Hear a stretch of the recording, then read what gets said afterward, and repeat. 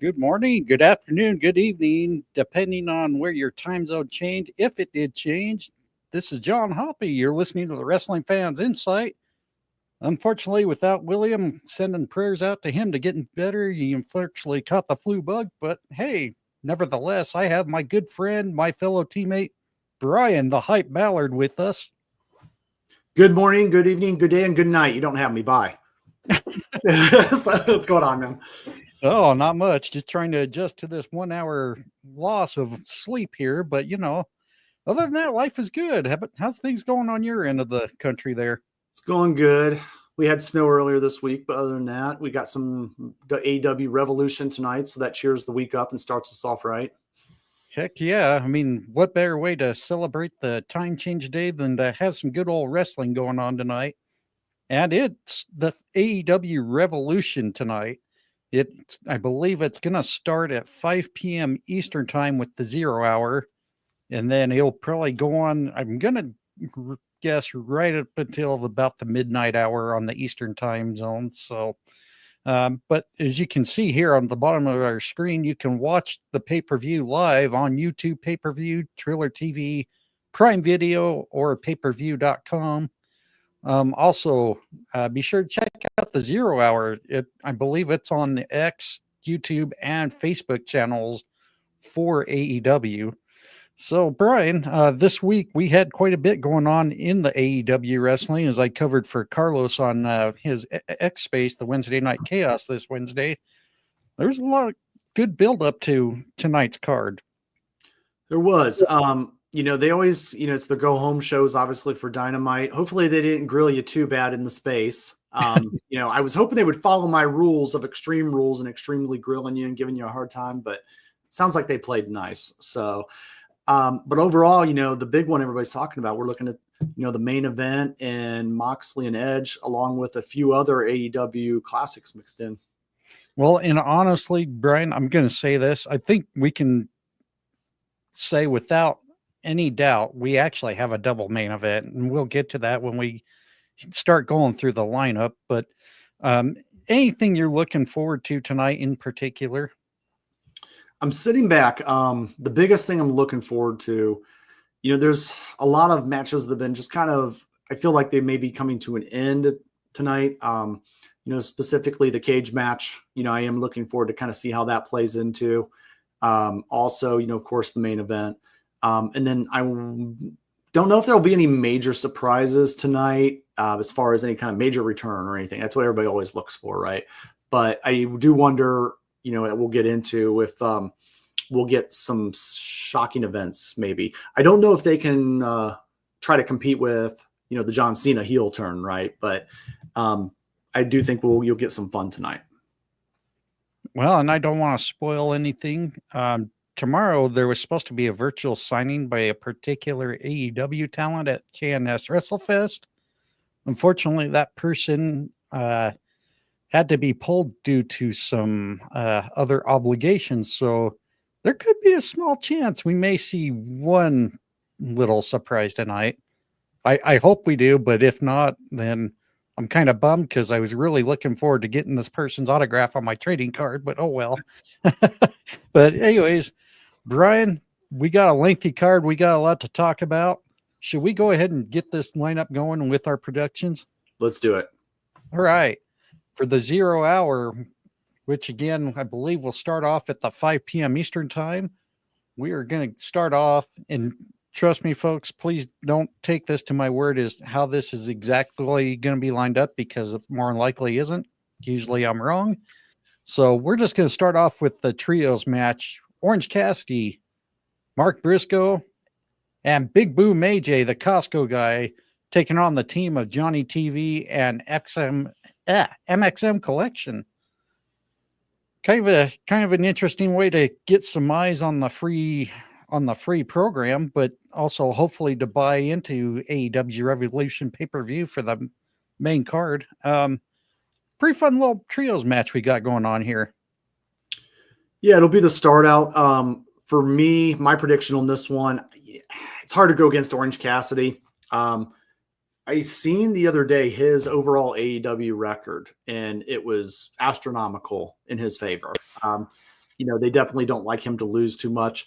And, pair him with, if you will, their version of a celebrity, right? And I look at that and I'm like, yeah, it's a tag match on top of that, which means somebody could take a pinfall and not necessarily be overly hurt in their development. So I am going with Orange Cassidy and friends to go ahead and take this one. However, I would like the idea of Johnny TV and MXM Collection to win. Me personally, that's what I would like to see, because I like this group and those three together. And I just think it kind of makes a little more sense with all of them. But ultimately, if I had to place a bet right now, Vegas style, I'm going with Orange Cassidy and them. How about you? Well, here's the thing, and I don't mean to kind of ruin things with possible spoilers, but let's look at the fact that the Heels do have a very good track record with the 0 hour shows. But that doesn't mean they never win, because one in particular, I think will, but not this match. The last time we saw Big Boom AJ, he had a very good outing with QT Marshall, especially with Big Justice getting involved. QT Marshall just really knew how to sell well for Big Boom AJ and Big Justice. And I think after he wrestled injured on that 0 hour as well, it shows this guy still has some good showings in him. I know he's not very popular with some of the hardcore, the very what's the word I'm looking for? The overall fan base. Yeah, the overall fan base. They just don't like watching old guys, I guess. I don't think he is old, but he's not like to the point where he can't wrestle. So, but I'm right there with you. I don't think it would make sense to have the Costco guy lose, especially if you're going to bring eyes to the product. It's going to be a very fun match. You got Freshly Squeezed and Mark Briscoe. I mean, very fun duo to pair up with Big Boom AJ. So I'm going with those three. Sorry, Johnny TV and MXM Collection. Maybe next time. While we go on to the next match, it's a tag team match. Lee Johnson and Blake Christian versus Commander and Hologram. And before we get into this, we are live on our YouTube channel at Wrestling Fans Insight, the fans of pro wrestling.com, as well as Twitch, the fans of pro wrestling.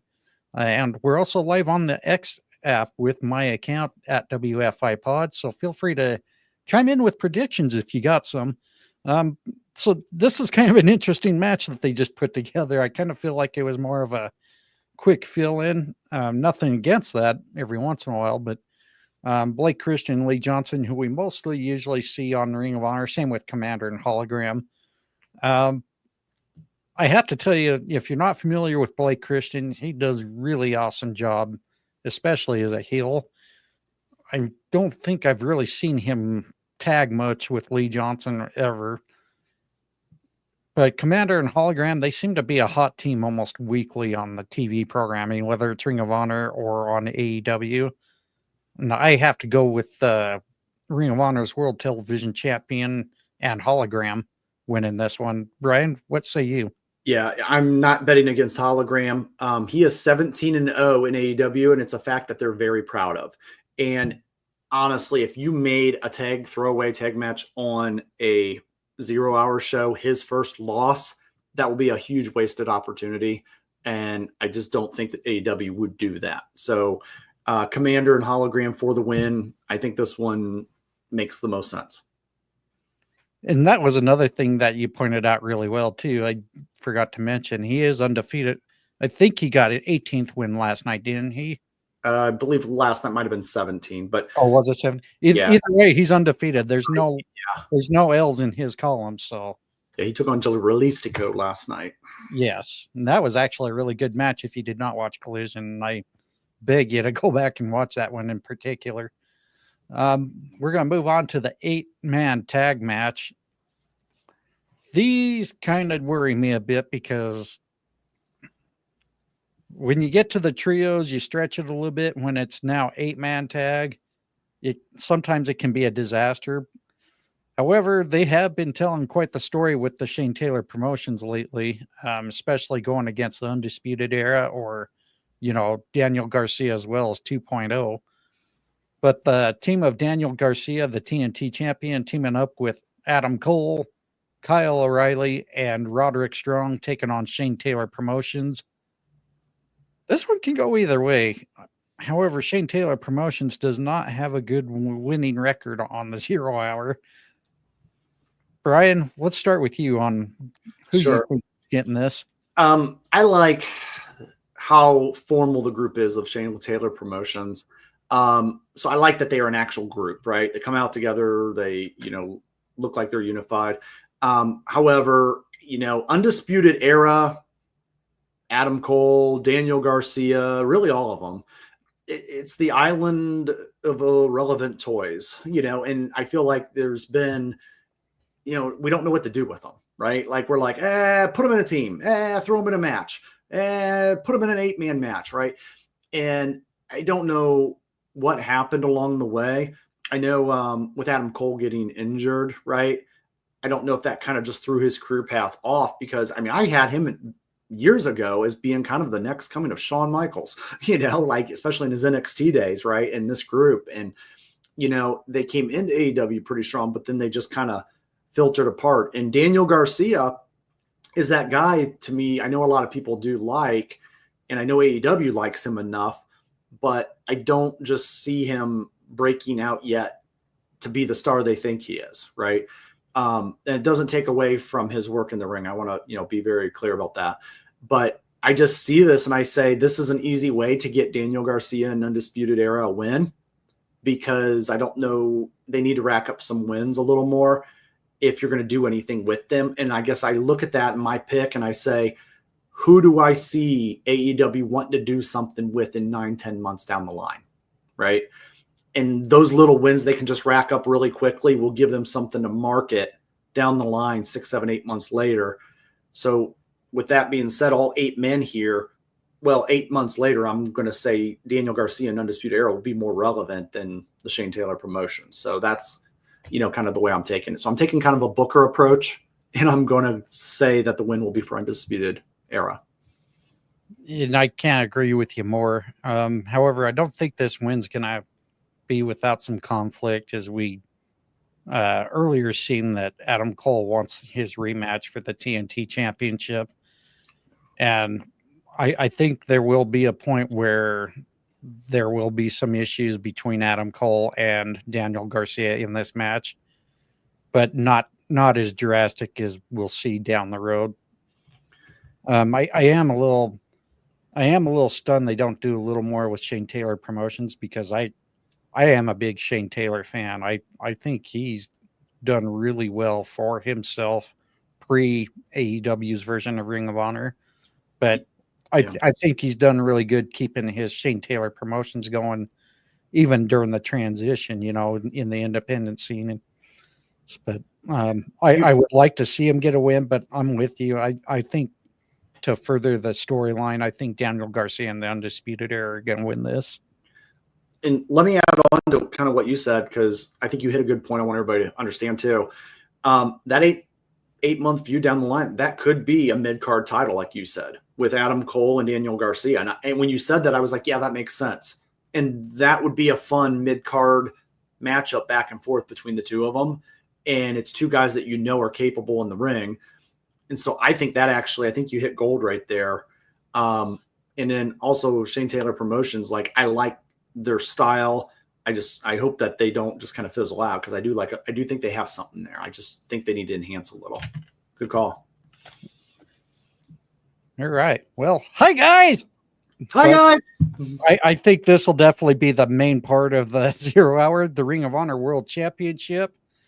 Mike's favorite out of the X Spaces there that Carlos hosted, Chris Jericho, the Ring of Honor World Champion, will be defending against Gravity. And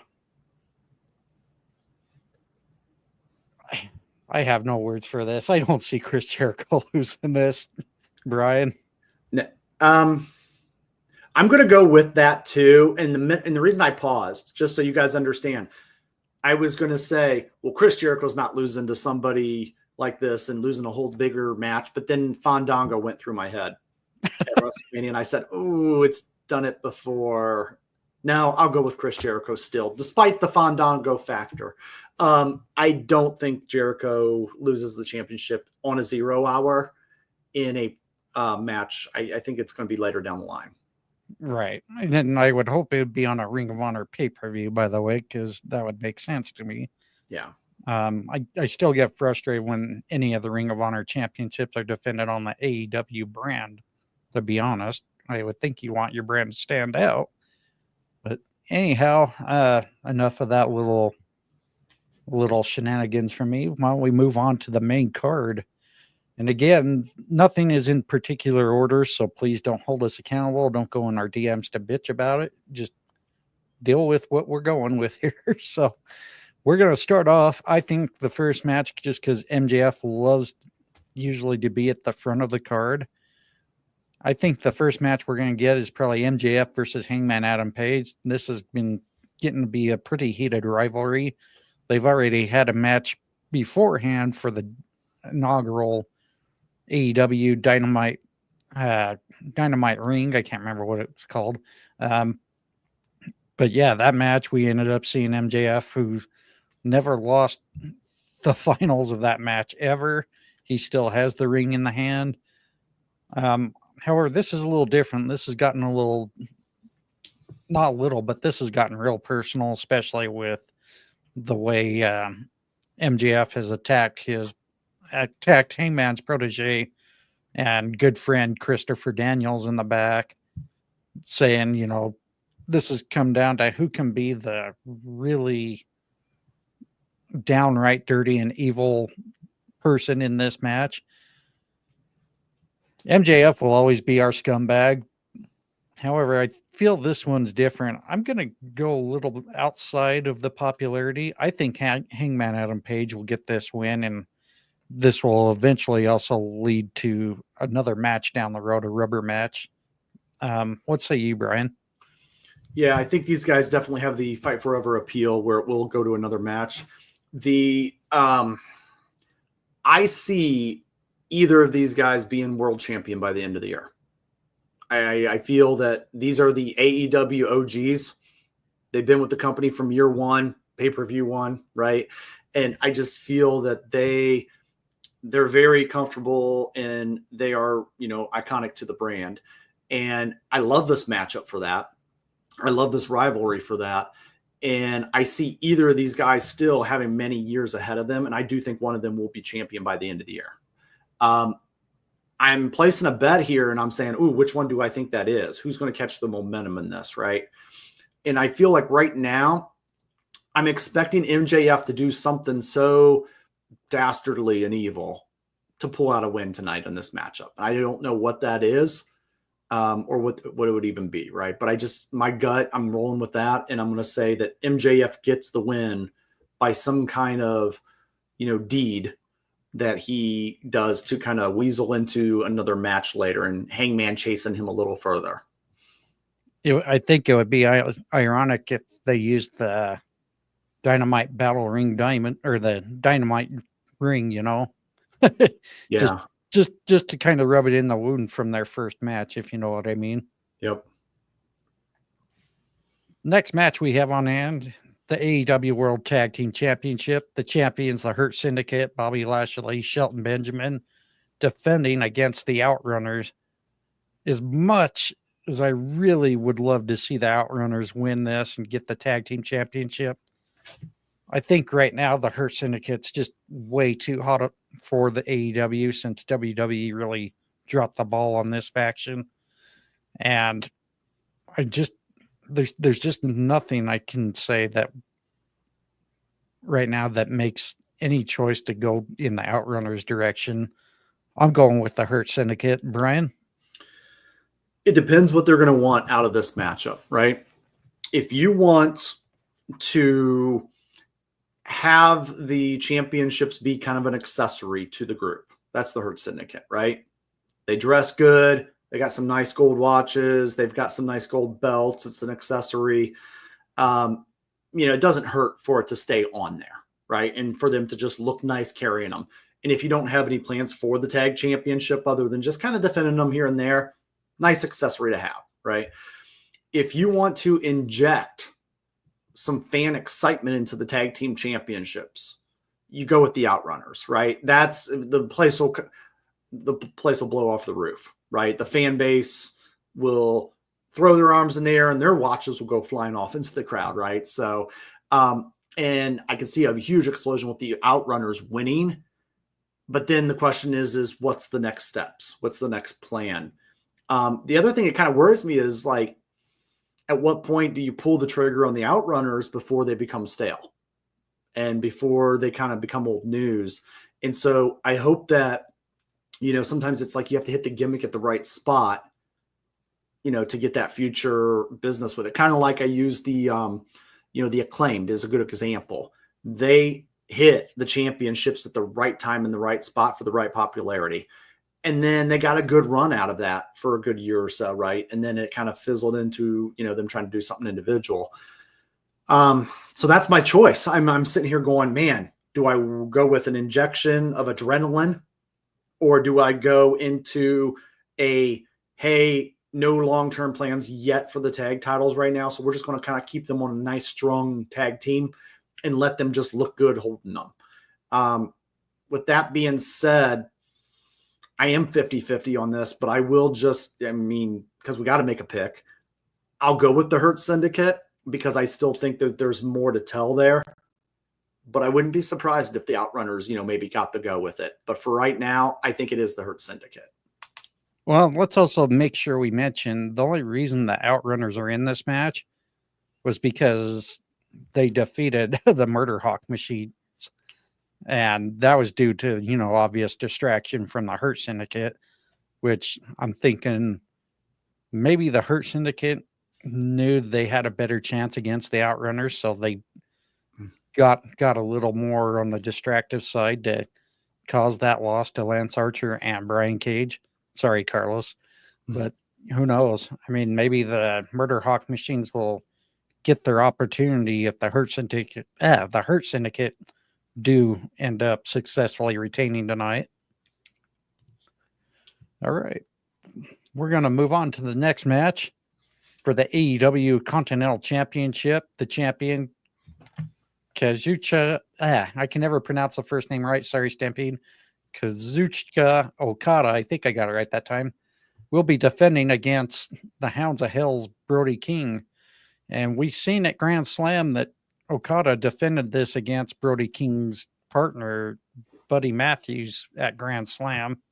And unfortunately, Matthews fell short.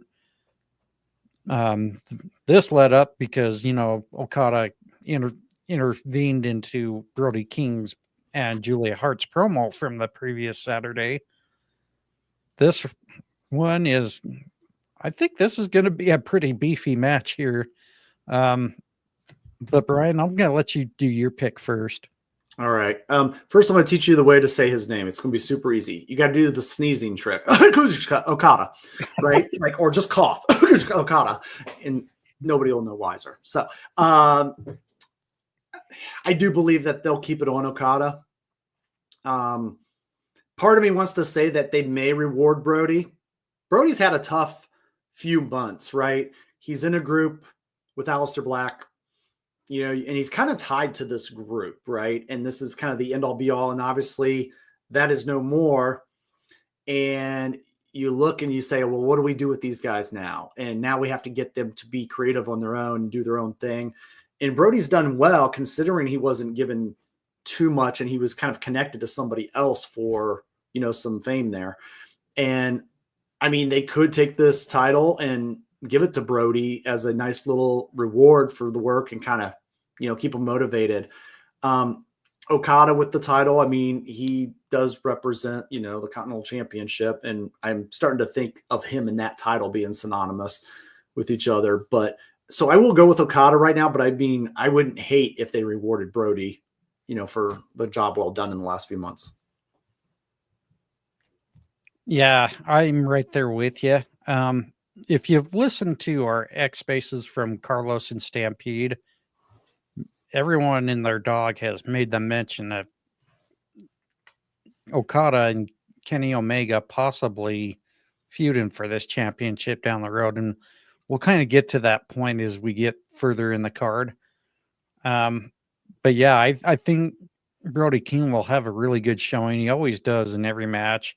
Anybody who watched the tag team match on Dynamite this past week, where Okada teamed up with Ricochet against Swerve and Brody King, it was a good overall match, seeing the way they all had chemistry with each other. And Brody King alone, the guy is just a beast. I mean, he's a really, I would say he's probably one of the best big guys in the business currently out of everybody in the wrestling business.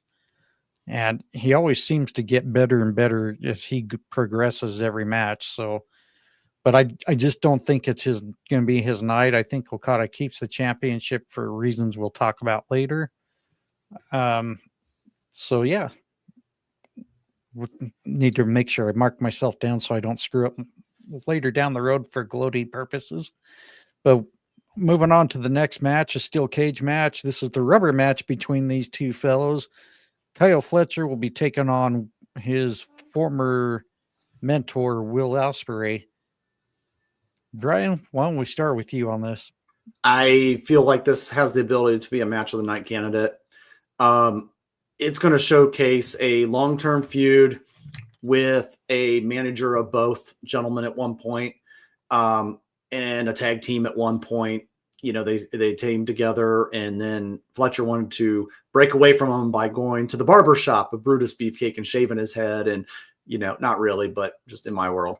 But he did buzz his hair to get away from the blonde, hair that looked like Ospreay. They feuded for a very long time now, and I like the way they've done this. This gives me vibes of, almost like a old school TNA, AJ Styles, Christopher Daniels type, where they were enemies and then they feuded and then they're back to, and so I am going with Will Ospreay, but I'm telling you guys, I feel like this match has potential to be a match of the night. I feel like this is going to be fun. I feel like we're going to get some cool top cage diving moves and, all kinds of stuff. So I feel like ultimately it'll do good storytelling. I feel like Will Ospreay will eventually get the upper hand over Kyle Fletcher, and then Kyle Fletcher will have to decide, and we'll see if Don Callis is going to maybe even turn on Fletcher at some point down the line, or if Fletcher, will maybe turn on Callis and realize that, wow, he does abandon me that quick, right? And that was the question that was posed of, you think he thinks you're the best and you think he's the best until you're not. And that's something, they kind of talked about. So Ospreay is definitely my pick, though. And with it being tied 1-1 between these two, I don't know. For me, it can go either way. But no matter what, whoever takes the L is not going to lose anything from this match. I mean, Kyle Fletcher proved that in the first match they had. He proved it in the second match they had. And I don't think this rubber match is going to be any different. Kyle Fletcher is a future world champion. There's no doubt in that. He's going to be a big star as he matures in his wrestling career. Will Ospreay, he could take a loss but not be bothered by it because he's Will freaking Ospreay, I would say Will Ospreay is the best professional wrestler right now. But I'm with you. I think it would be nice to have the leader from the United Empire kind of take this win, assuming you can still call him United Empire, but with Mark Davis being with the Don Callis family. And that's another point I want to bring up too, is the conflict with Mark Davis. He did not want to do anything to Will Ospreay on the post-match with Ospreay taking on, oh God, who the hell was it? I forgot what the match this week in Dynamite. But after Will Ospreay's match, the Don Callis family goes on for the attack, and like I said, you could see that Mark Davis was torn having to attack Will Ospreay, and Fletcher was really not having it with Mark Davis. So to your point, could we see Kyle Fletcher turn on the Don Callis family? Not right now, and not for a long time. I think Don Callis will bring Kyle Fletcher his first singles gold. But I do see Mark Davis finding a way to get out of it at some point. We just don't know when. And who knows? There could be something post-match, but I doubt it. And hello, Stampede. Good afternoon to you, sir. Afternoon. Who's your pick? Yeah. But my pick is going to be with Will Ospreay. I think he ends up taking 2-1 after tonight. Yeah, I think, he will. And then usually the cage matches are for the face to kind of, keep everybody else out and to get their win and to have Kyle Fletcher trapped, not going anywhere for a few minutes, right? So I think this is the type of match, to your point, that this is the match that a lot of people will be watching Kyle Fletcher in to see if he can turn this into a very impactful match for his career. And so I think it's going to be very important for Kyle to really show everything he's got with a good dance partner and have that ability to have a career-making match for himself. And I think that's going to be huge. Yeah, and Stampede's throwing his prediction in. I see Kyle winning this one, especially where Takeshita is likely to lose his match with Omega, which we'll discuss a little later. I could possibly see that happening too. Like I said, I think Don Callis helps bring the first singles gold for Kyle Fletcher in the AEW promotion. So we're going to wait and see how this turns out. Let's move on to the AEW TBS Championship match. Mercedes Moné, the champion, defending her AEW TBS Championship against Momo Watanabe. This one, I think, is going to be a killer match. I think both women's match on the main card is honestly going to be killer. Momo Watanabe being from Stardom, who's had an excellent career there. Mercedes Moné, who's making her mark in all of the wrestling promotions right now. But I just don't see the time right now being Mercedes Moné. If she truly wants to be the greatest AEW TBS champion, I think she's still got a long way to go for the way she's making that claim right now. For me right now, the greatest TBS champion of all time will still be Jade Cargill, who's no longer with AEW, of course. But if she wants to make that mark, I think she needs to hit Jade's record to really claim that greatest of all time. But you can't deny her ability as she's got 3 different championships as well. So, Brian, let's go with your prediction first on this. Yeah, the prediction is going to be Mercedes Moné. I think this is another bump in the road for her. And then we'll kind of see where it goes from there. But I don't see them taking titles off of her.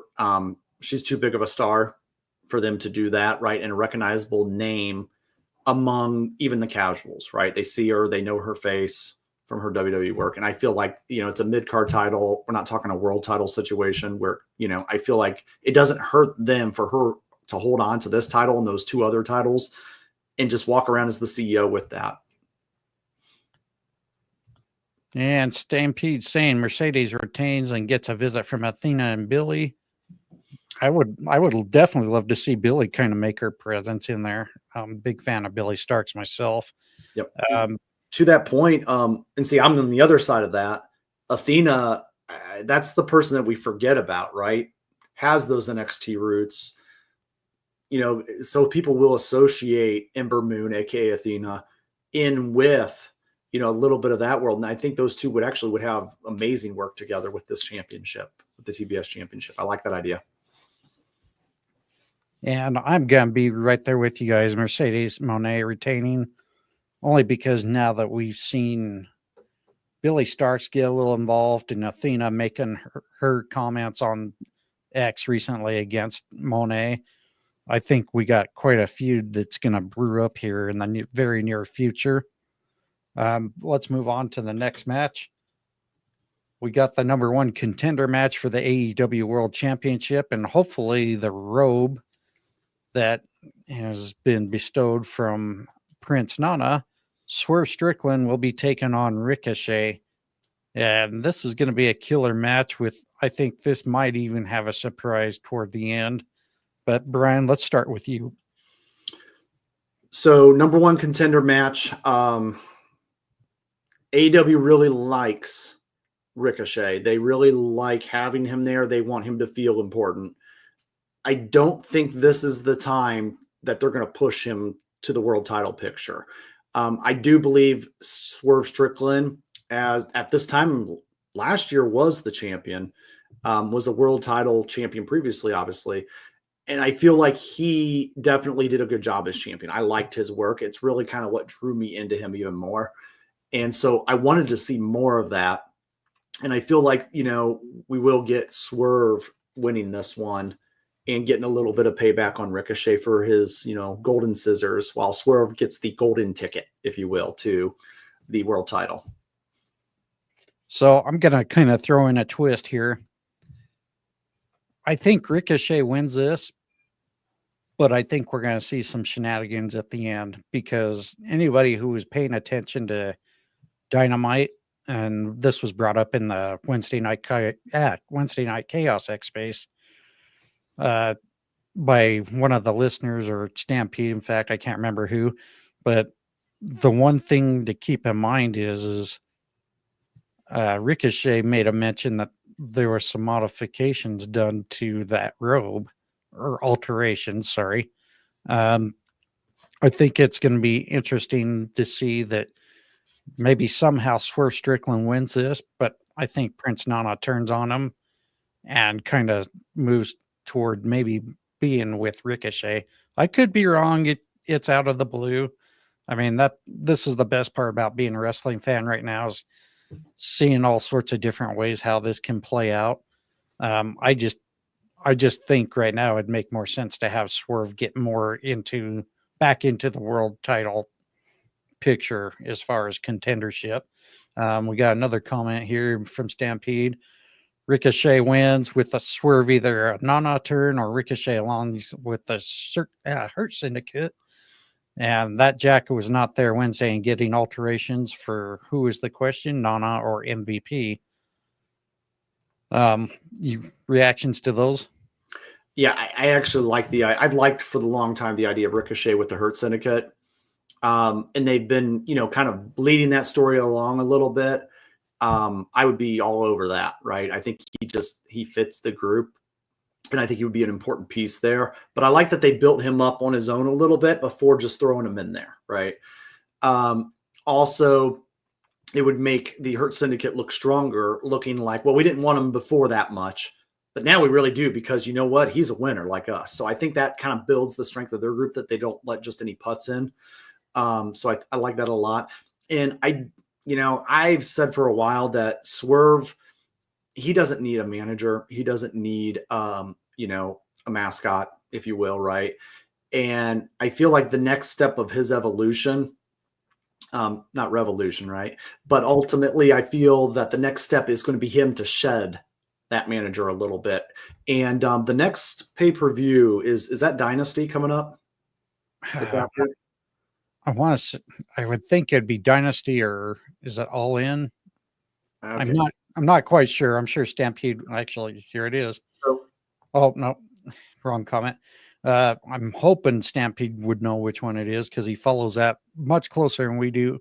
MVP said several months back, you want our attention, go hurt someone. Ricochet did that with the scissors. That's another good detail. To answer your question, I want to say it's All In, but like I said, don't quote me on that.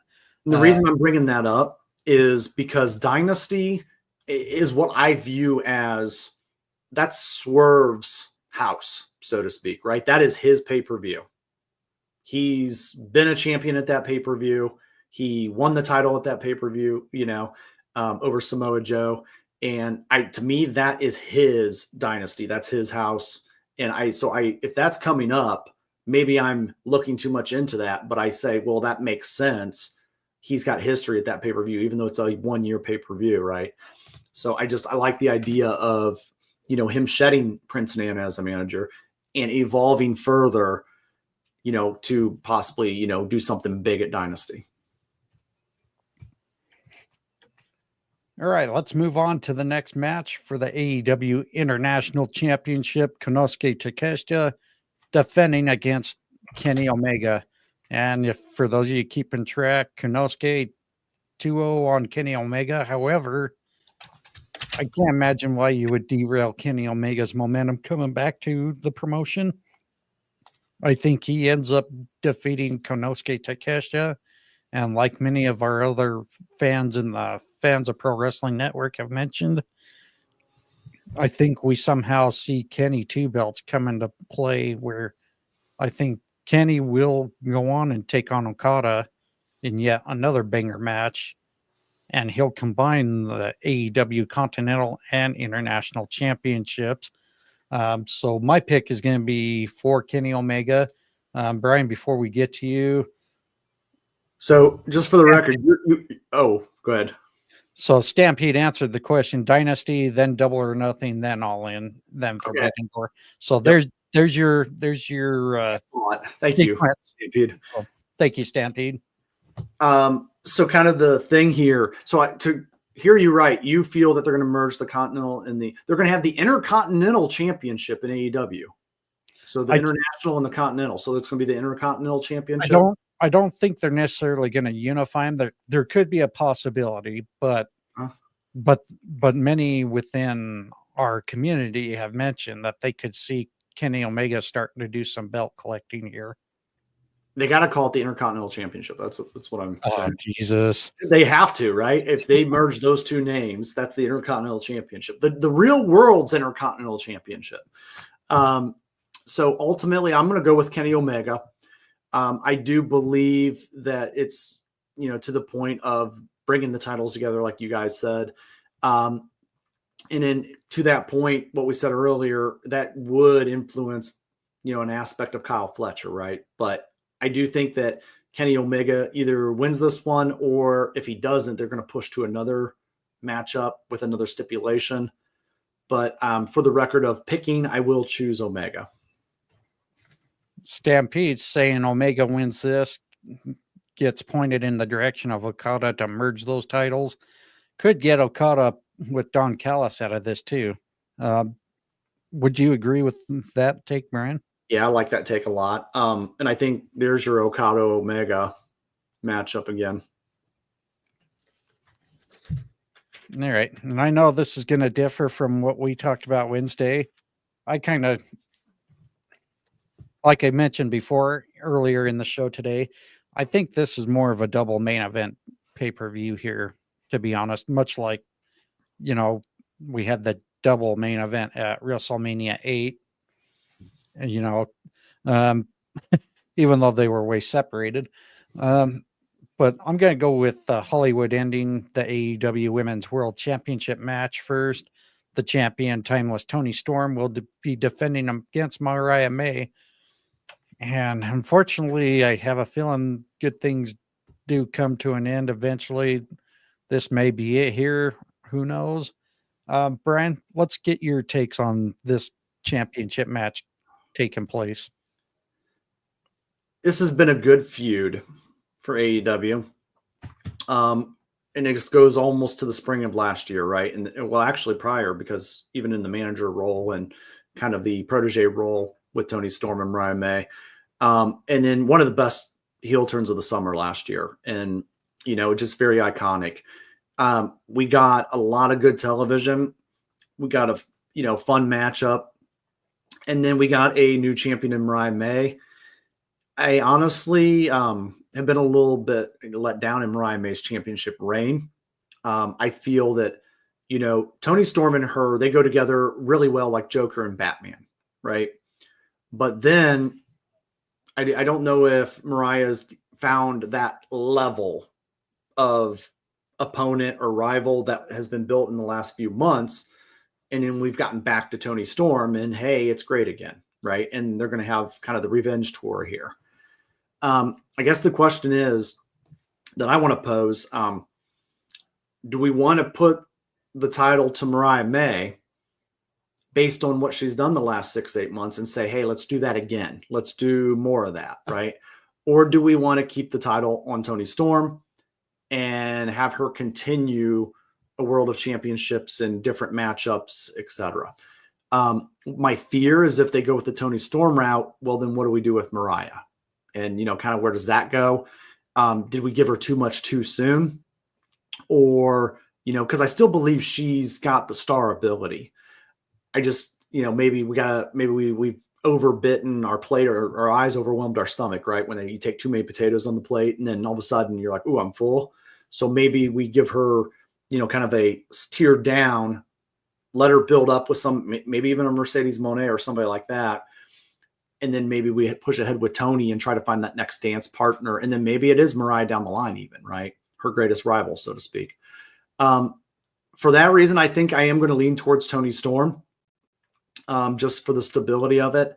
But I mean, it really depends on what the long-term booking plans are, down the line, and where they see themselves ending at AEW All Out. Well, and here's something that might answer your question on that with Mariah May, but let's start off. Stampede saying Toni Storm's going to retain. And to answer your other question, Mariah likely has a program upcoming with Megan Bayne based off their Stardom history. So that would make sense, and why Mariah May would definitely not be regaining the championship. To your point, though, I want to kind of counterpoint it. I think Mariah's championship run was not really disappointing. She truly was a dominant champion with all the defenses before Storm. But the problem was, like you mentioned, who was the right person to have her dethrone her. Unfortunately, I have to say you're partly right in saying Toni Storm was really the only worthy contender to get that championship back. This is the only thing, though, that I think maybe where it was saturated is it's mostly been dominated mostly by Mariah May and Toni Storm these last few months. So I think AEW needs to find a way to get someone to be a little more into that world title contention, because sometimes I feel like the TBS championship's been a little more sometimes is the focal point, but both Mariah May and, Mercedes have been really great champions these last few months. I think it's going to be very hard to find someone to defeat Toni for a little bit unless they can get a good build going here. For me, though, I have to give my prediction to Toni Storm. I think she's going to retain. So, and Stampede makes a good point. Any reign would have paled in comparison to Toni's, regardless of who it was. So, yeah, I mean, good point there.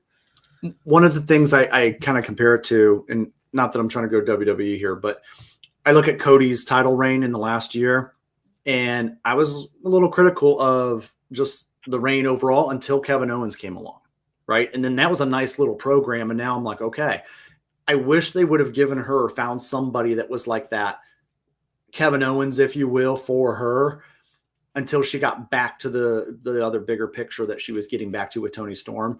I don't look at this as a demotion of Mariah. I look at this as she tasted the top a little. She's now a champion. I like the idea of going back to the Stardom roots. I really like that idea a lot, Stampede. And then I think that at that point, you're still keeping her boiled there in that B plus, A minus contention level. And you let Toni gotta find that other next great feud. And then ultimately, maybe it's even a multi-woman matchup, right? And there's a triple threat. But Toni did help build Mariah May on the AEW landscape, right? And even though she may have been a star elsewhere, it did bring her into this world, and she did help cultivate her. And that's only going to be good for them in the long term, because Mariah's still got a lot of years ahead of her career. So. All right, we're going to move on to the last match, last but not least, the AEW World Championship. Death Rider Chucky's tag team partner, the leader of the Death Riders, John Moxley, the champion, will be defending against the Rated R superstar Cope. Ooh, there's a lot to cover on this one. Cope has managed to take out most of the members except for one in particular, Wheeler Yuta. Do you think Wheeler Yuta shows his true colors with Mox Or do you think he goes against Mox tonight? I think Wheeler Yuta stays loyal tonight to Mox. I think the tease is happening for a reason. I think it's a strategically written story. But at the end of the day, it does show a little dissension. But I also think that this is an opportunity to show how powerful Mox's mind strategy is. And even if you don't want to be with him, well, you're gonna because I said so and I'm the boss, right? And it does, and it plants a seed for a very long term down the line. Eventual Wheeler Yuta becoming a star in that sense and kind of breaking out a little bit. But I don't think that happens right now. I think it would be too premature. And I think you can build up a little more with Mox, this stronghold on the group before you create just a little dissension and have them break away on, a pay-per-view that just kind of started building, right? So that's kind of my take on that point. What about you? Well, let's go to Stampede because he actually had some great insight on the Wednesday Night Chaos the other night. Copeland wins, but there's a Jay White turn that could go two possible ways. And he's right. I think that we could also possibly see a certain appearance by, everyone's favorite father figure, Christian, who's got that opportunity to cash in for a world championship at any time. It could be a setup to where Jay White sets that up for Christian, or who knows. For me, it can go either way. I could see Wheeler Yuta pulling a fast one on all of us where it was set up to look like he was going to turn on Mox, but then he's going to end up being loyal to Mox and still help him keep that championship. But then there's that point like Stampede made. There's a chance Cope could win. It wouldn't make sense to build all this up, take out all the Death Riders, and then, have him be a one-day champion. Or it could be something set up to where Jay White could be the challenger for Cope right after. We don't know. I mean, this can go all sorts of different ways. I'm kind of torn. I have a feeling John Moxley's going to retain, though. I got this sneaky suspicion Wheeler Yuta's playing us as much as possible. Also, to Stampede's point, when the Death Riders first started transitioning from the Blackpool Combat Club, it was the one person that had a lot of conflict, too. Because when they put that bag over Bryan Danielson's head, it was Wheeler Yuta who was so super reluctant and was feeling lots of emotion and empathy for his mentor, Wheeler Yuta involved maybe just simply choosing to walk away and leaving Mox hanging, which would really create an interesting storyline of how the Trios Championship will now be handled. I don't know. But I do somehow see him Moxley win this. Yeah, Moxley is also my pick for this one. It's only one time, but I'm 100% right now on my Wheeler Yuta predictions. I predicted the night he turned, and so I'm just kind of joking around there. But yeah, I'm 100% right. I don't think tonight is the night, but I do think that Mox keeps this title. I could see Christian, playing into it a little bit tonight. I could ultimately see, I'm just going to call him Edge, rated R, right, versus Christian for that contract. And that would give Edge his return bout down the line someday after he's done messing with Christian, right? So ultimately, I could see that kind of coming into play and spinning off, but I don't think Adam Cope is the one that takes down John Moxley. I think that's got to be held for an AEW original talent. And I think there's got to be somebody that is going to be there longer and is going to have a longer career than Cope. Let's be honest, he's at the end of his career, right? There's other AEW original stars that are at their beginning. And I believe that this storyline is the storyline that's meant to just solidify one of those other people. or, strengthen them even further. So I don't think it's going to be Moxley losing that title tonight. I do. And that's what I'm hanging it on, is the fact that, I don't think the story ends right here. Yeah, and one last thing with Stampede, the Jay could have taken Christian up on the offer that Hangman turned down. Help me win and you get the first shot. And that was the point I was hoping to bring up, because I remember it was something similar to that, but I didn't want to word it wrong on Stampede's part because he deserves the credit on that. But yeah, there's also that possibility that, Jay White helps him, and that'll be an interesting way to see how it plays out. It'll be kind of similar with that TNT championship that happened last year, that Copeland won and then ends up stealing it from Killswitch to take that championship back, which that's a bummer. And hopefully Killswitch is getting a little bit better on the health wise. Kind of been missing seeing him on the TV lately. So Brian, with that said, we're going to wrap it up here as we're getting closer to the 1 hour mark. Sure. Actually, we got one more comment. Sorry. Stampede or Jay gets the contract from Christian, uses it himself, thereby screwing over both Christian and Copeland, and that gives them something to unite over. So, do you want to react to that real quick? Yeah, I like the idea of them teaming up once again. I do want to see them get a tag title run at some point in AEW. That's kind of, and I think everybody wants that at some point. I don't know when that is. I don't know if that's a few years. I don't know if that's soon, but definitely I see them together at some point. Let's just hope it's not like the finger poke of doom deal. Right. Jesus. But anyways, as we're getting here closer to the end, Brian, do you have any final thoughts going into tonight's pay-per-view? No, there's going to be a lot of action tonight, right? And that's one thing I do enjoy about AEW is they're still in the pay-per-view model, which I don't like, but I do like the fact that they give you a lot of money's worth, right? Like they're very good at stacking the card, and they do something that I've been imploring other brands to do, that I wish they would, like WWE, I wish they would start having matches on their 0 hour or their pre-show. And even if, the matches are okay, there's still matches. There's still something to kind of get us, to have an appetizer before the main event, right, and the main meal. So I think tonight's going to be fun. I think there's a lot of recognizable names on the card, whether you're a current fan, an old fan, or a new fan of wrestling overall. And I think it's just going to be a fun one to kind of sit back and watch and see what happens. I think tonight is going to be a killer night. Again, to Brian's point, if you paid to get in there, you're definitely going to get your money's worth. Tony Khan doesn't ever let you go without getting your money's worth at these events.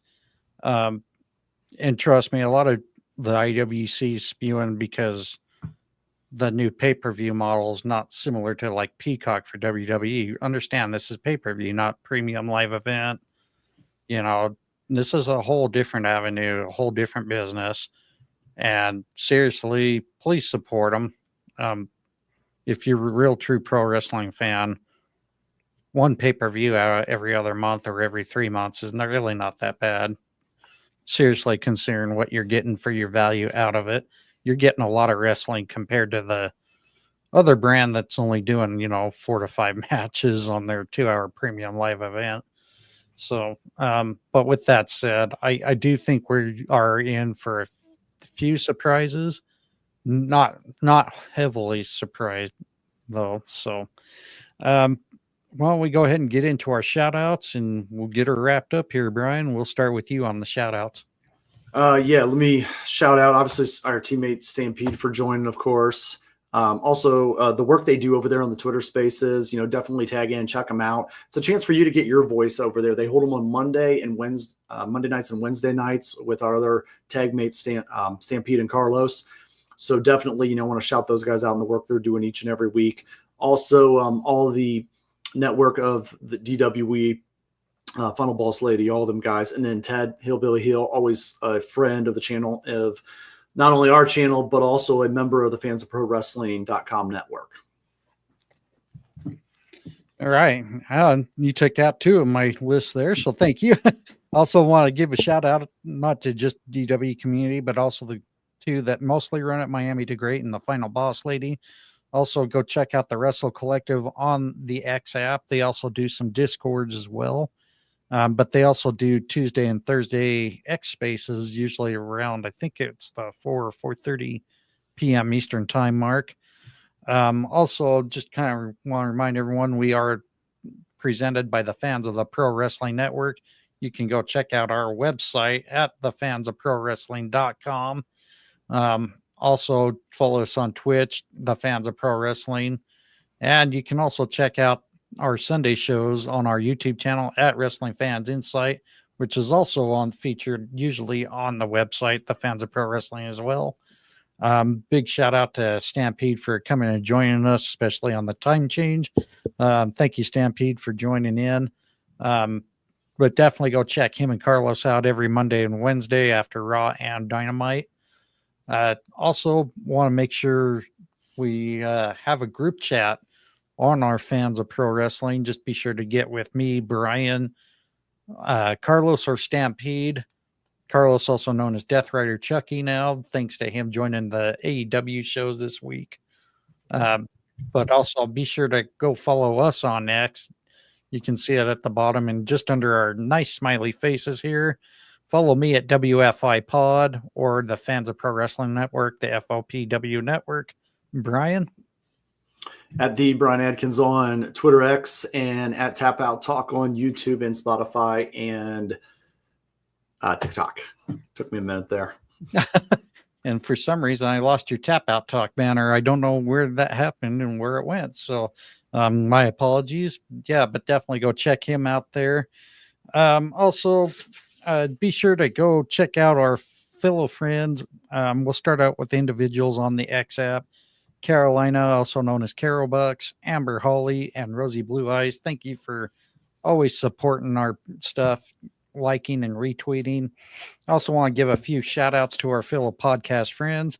First, I want to start off with Chairshot Sports and Chairshot Sports Media, The Fan in the Van, The Steel and Teal Talk, The Two Dudes Sports News, Aaron over at Brutally Honest Sports, Nate's Daily Wager, the 1420 Sports Bar Podcast, Visit Vegas Places with Coyle. As Brian mentioned earlier, Ted's Take on Wrestling. Go check out his YouTube and also his old podcast, The Heel Truth. And also go check out The Wrestling World done by Austin Boyer on the YouTube channel. He does a lot of great, amazing short videos as well as Ted. And overall, I think that's all I've got for today, Brian. I hope you enjoyed tonight's pay-per-view. Hopefully we'll check with you again next week. Big shout out to William, who's out again. Hope William gets feeling better and he'll be joining us next week as well. As we'll more than likely kind of give our thoughts from the results of AEW Revolution. Other than that, Brian, do you have anything any last words to say? No, you guys have a good night. Enjoy the show tonight.